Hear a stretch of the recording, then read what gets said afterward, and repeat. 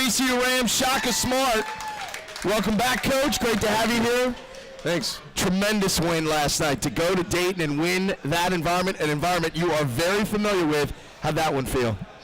It was a great road win for our team. You know, Dayton's got a really nice team, and they have some huge wins this year. I think they've beaten 4 high major teams so far this year, and you know, they're a team that's certainly going to be reckoned with in the Atlantic 10. But I thought our guys played with a lot of energy and focus, and when we have those two things, we're typically a really good team. Energy is a word that you have mentioned the last probably 6-8 weeks. When we go on the road, we've got to bring energy. We don't have our crowd. We don't have our band. We've got to bring it. How proud were you to see that energy for 40 minutes last night? Well, it was something that we talked about quite a bit for 2-3 days coming into the Dayton game. We knew that they'd have a great crowd, that they'd be excited to play, and I thought our guys really did a good job of following the plan and led by our older guys.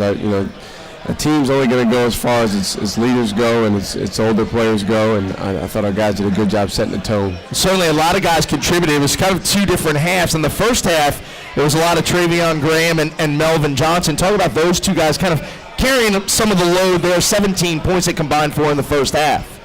Well, Mel's a guy that can really get going, making shots, and sometimes a fine line. I heard Litos's call. Is it a good shot or is it only a good shot if it goes in? But you want him to be aggressive. You want him to be confident. You want him to believe in himself in what he's doing. And I'm excited about the progress he's making.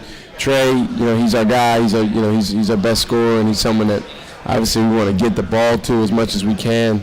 The best thing on his stat sheet to me from last night was that he got 17 shots. If he can get that many shots up or close to that many, I think he's going to have a great opportunity to have a really good game. Do you find that most teams are putting their best defender, or he's the main focus of their scouting report? We got to stop Trey Graham. Trey and Drew.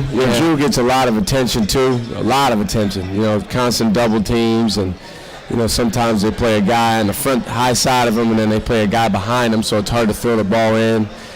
Between the 2 of those guys, I think people realize that if those 2 have big nights for us, it gives us a great chance to win. You mentioned Javonte Reddick, who had the first 9 points of the second half. He really had a ton of energy. He had a ton of double teams in the first half. It was tough to get the ball to him. What did you see that said, we're going to make that commitment to get Javonte the ball in the second half? Because you obviously made a concerted effort, and Drew talked about it in the postgame. Yeah, we just told him, Drew, hang in there with us, keep battling. I thought he battled pretty well in the first half, but without a lot of results, at least on the stat sheet. He always helps our team when he plays with energy and has a want-to about him, because he's different than everyone on our team in terms of physicality, in terms of his impact, just with his energy out there. So in the second half, fortunately, because we had made some shots in the first half and because we had really focused on a lot of drives, we were able to spread their defense out a little bit and get the ball into Javonte more in a one-on-one setting, which he's better when it's one-on-one than when there's multiple defenders on him. I was listening to the postgame last night. You said really the key was Drew keeping his head on straight. He didn't get down in the first half, that he wasn't scoring. He didn't get down, and he's showing more and more progress with that.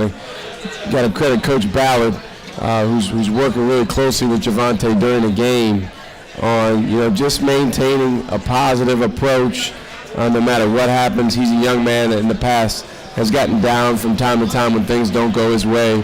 But I thought last night was a really good example of progress he's made staying with plays. No question about it. Breonte Weber, seems like every other game he's putting up a stat line that's just really shows everything he does, especially on the offensive end. He had a dozen in the second half. Is he evolving offensively or just taking advantage of more opportunities? Well, not that I don't want to answer your question, Greg, but the most important thing is that he makes our team win. That's number one. So that's really, for a point guard, the only statistic that you're going to be measured on. And I think, guys, I was this way with assists when I played.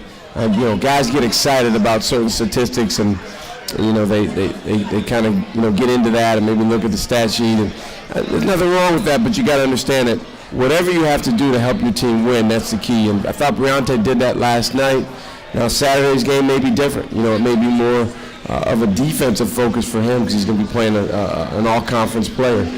whatever we need from him, if he's willing to do that and able to do that, he's going to put us in position to win. Well, it's interesting because it sounds like you're describing Darius Theus. Because isn't that what Darius? I'm describing a point guard. Yeah. You know, and Darius was a point guard. He was a consummate point guard. He was a leader. You know, and we don't need Briante to be exactly like Darius, but certainly if he can continue to take on some of the leadership traits and some of the point guard traits that Darius took on in his junior and senior year. Remember, Darius didn't come in that way. Right. You remember him as a freshman and sophomore, Greg. He was a work in progress, and that's what Bree is, and Bree's he's making a lot of progress. Is it fun for you as a coach to see that evolution, to see when they make a leap, not physically, but emotionally and mentally?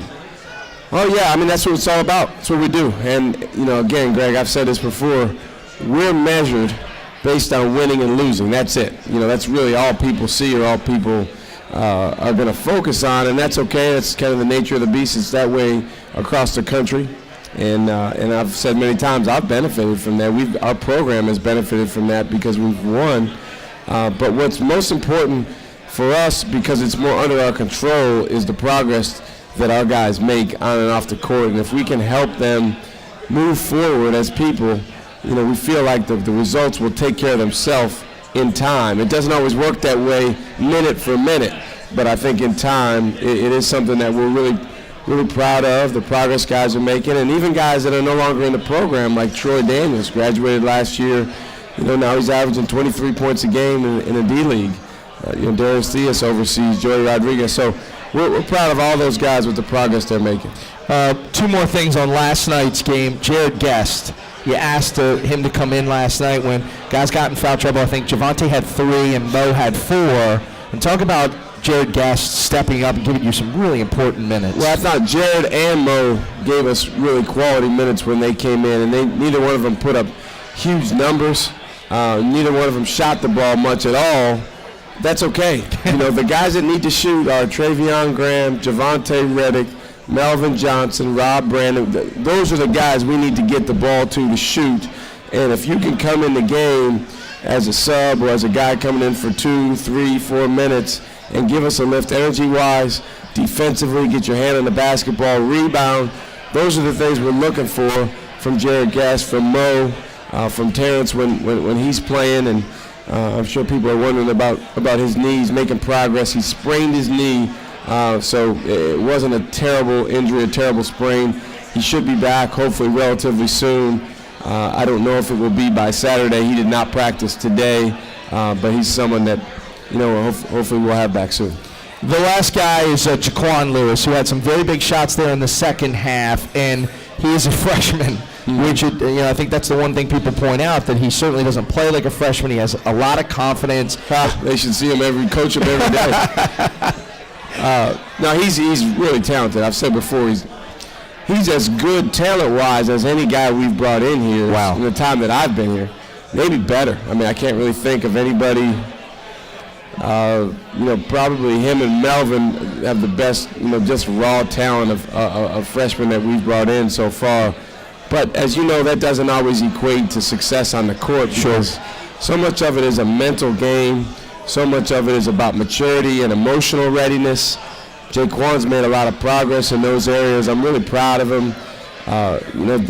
It sounds simple, but he's better when he just goes out there and has fun with his teammates playing basketball, as opposed to overthinking things. Well, how much am I playing? And what happened here and what call was made against me, or that just play and have fun out there. And I thought he did that for most of the game yesterday. Great stuff. And so the Rams improved to 3-1 in the A-10, 15-4 overall. Since we were here last, you actually picked up 2 wins. Of course, last night at Dayton, and then the home win against Duquesne, in which you really used a lot of energy in the second half to pull away from the Dukes.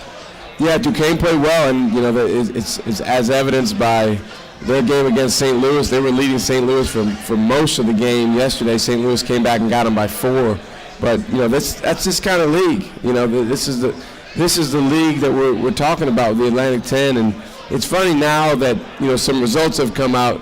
Certain members of the media want to come around and talk about how good the league is after they bashed the league when we lost Butler, Xavier, and Temple.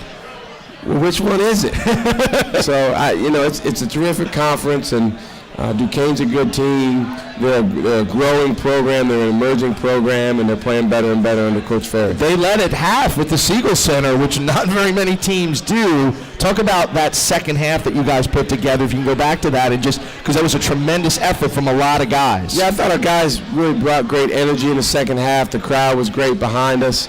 There were some plays that didn't go our way in the first half, and sometimes frustration can creep in, especially at home, but in any type of game when certain plays aren't going your way. So you just have to find a way to stay with it and be there for one another, lift each other up, and I thought that's what we did in the second half. Great stuff. And so again, the Rams 3-1 in the A-10, 15-4 overall. Let's take a quick timeout. We'll come back. If you'd like to ask Coach a question, hit us on Twitter and just use the hashtag SmartShow. Hashtag SmartShow. We already got a bunch of questions. We'll answer some of those, and we'll start looking ahead to the next games up on the schedule, including that trip to Philly on Saturday. You're listening to the Shaka Smart Radio Show live from Home Team Grill on the Fan on ESPN 950.